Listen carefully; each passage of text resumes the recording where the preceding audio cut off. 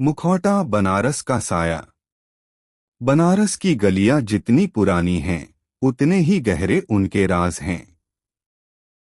Inspector Vikram Rathore का तबादला जब यहाँ हुआ, तो उन्हें लगा था कि घाटों पर आरती देखकर सुकून मिलेगा। पर किस्मत को कुछ और ही मंजूर था। ठंड की एक धुंध भरी सुबह 80 घाट के पास एक पुरानी हवेली के बाहर एक लाश मिलती है। मरने वाला शहर का मशहूर जौहरी शांतिलाल था। अजीब बात यह थी कि उसके शरीर पर चोट का एक निशान तक नहीं था, लेकिन उसके मुंह पर एक सफेद मुखौटा चिपकाया गया था। विक्रम ने जब मुखौटा हटाया तो नीचे शांतिलाल का चेहरा खौफ से नीला पड़ा था। फॉरेंसिक रिपोर्ट ने सबको चौंका दिया। मौत किसी जहर से नहीं, बल्कि एक्सट्रीम शॉक से हुई थी। ऐसा लग रहा था जैसे उसने मरने से पहले कुछ ऐसा देख लिया हो जिसे उसका दिमाग बर्दाश्त नहीं कर पाया। अभी पहली गुत्थी सुलझी भी नहीं थी कि 3 दिन बाद एक और लाश मिली। इस बार शहर की एक युवा पत्रकार अनन्या का कत्ल हुआ था। वही सफेद मुखौटा, वही डरावना चेहरा। विक्रम ने गौर किया कि दोनों मरने वालों का एक कनेक्शन था। दोनों का ताल्लुक द हेरिटेज क्लब से था। विक्रम ने अपनी तहकीकात तेज की और उसे एक पुरानी धुंधली तस्वीर मिली। 1995 की उस तस्वीर में 5 दोस्त थे, जिनमें से 2 अब मर चुके थे। तभी विक्रम की मुलाकात एक रहस्यमयी लड़की संजना से होती है। संजना ने बताया कि 30 साल पहले इन दोस्तों ने मिलकर एक बहुत बड़ा गुनाह किया था। उन्होंने एक गरीब कलाकार कबीर की बेशकीमती कला को चुराकर उसे जलील किया था, जिसके बाद कबीर ने गंगा में कूदकर जान दे दी थी।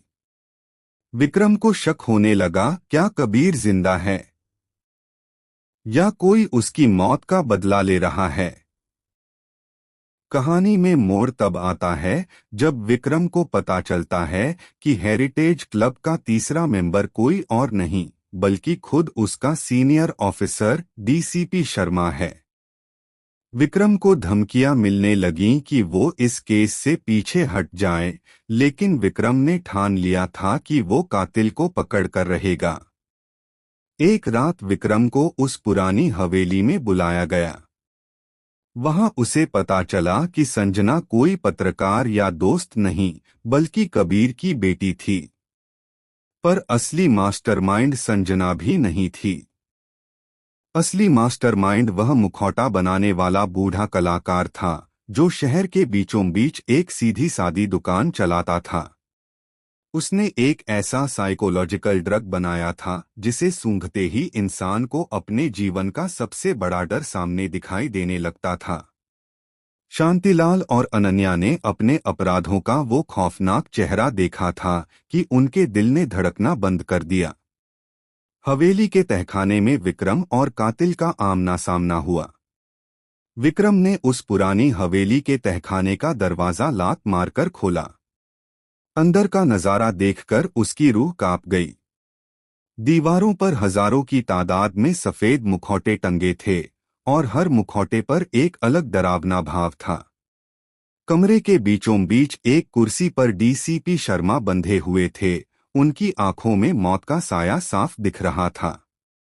अंधेरे कोने से एक आवाज गूंजी, इंसान अपनी परछाई से भाग सकता है इंस्पेक्टर, लेकिन अपने गुनाहों से नहीं। सामने से कबीर निकलकर आया। वह बूढ़ा और कमजोर दिख रहा था, लेकिन उसकी आंखों में एक अजीब सी चमक थी।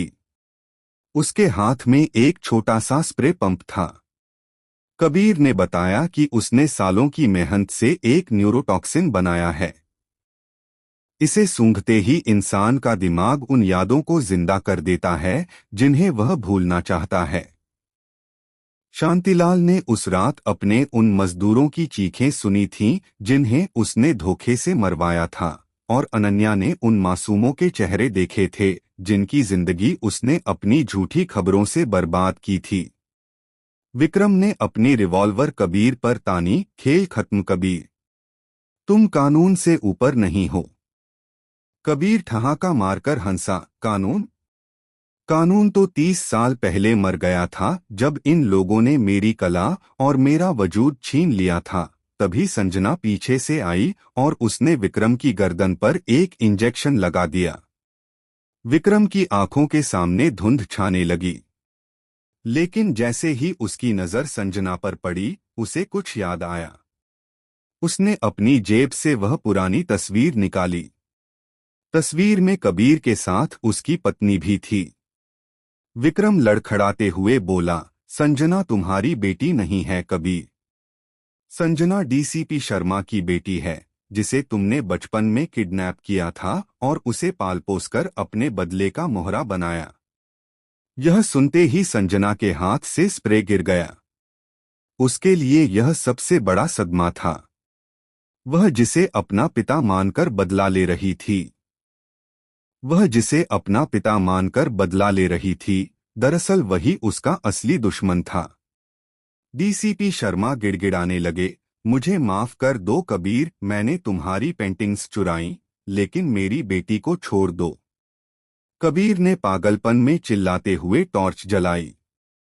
पूरे तहखाने में बारूद बिछा हुआ था। अगर मैं नहीं तो कोई नहीं। जैसे ही कबीर ने माचिस जलाने की कोशिश की, संजना ने अपनी ही पिस्तौल से कबीर पर गोली चला दी। धमाका तो नहीं हुआ, लेकिन कबीर जमीन पर ढेर हो गया। मरते मरते उसने एक आखिरी बार मुस्कुराकर कहा, तुमने अपना असली मुखौटा उतार ही दिया संजना। तुम बिल्कुल अपने असली बाप जैसी कातिल निकली।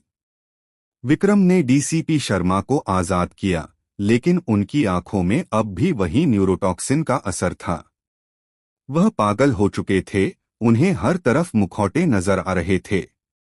अगले दिन की सुर्खियों में कबीर की मौत और डीसीपी शर्मा के पागलपन की खबरें थीं। विक्रम घाट पर खड़ा गंगा को देख रहा था। संजना गायब हो चुकी थी। तभी उसे अपनी जेब में एक छोटा सा नोट मिला, जिस पर लिखा था, हर चेहरे के पीछे एक कहानी होती है और हर कहानी के पीछे एक मुखौटा।